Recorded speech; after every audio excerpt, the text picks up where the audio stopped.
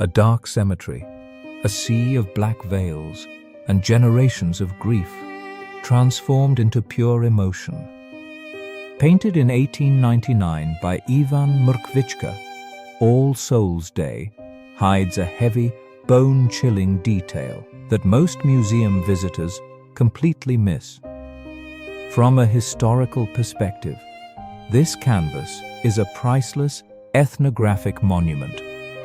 Mrkvicka spent months in rural villages, capturing the traditional folk garments and regional pottery with microscopic, flawless precision. Look at the flickering candles placed over the clay pots, symbolizing the ancient Orthodox ritual of feeding the spirits of ancestors, blurring the boundary between the living and the dead. But how the most heartbreaking shadow lies in the future of the artist himself.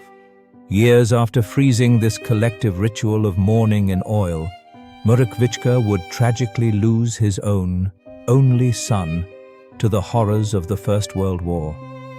This makes his 1899 vision of grief feel devastatingly prophetic, as if he painted his own family's future tears through the rising smoke. Now, the story fades away. Do not look at this as just a painting, but as a bridge between two worlds.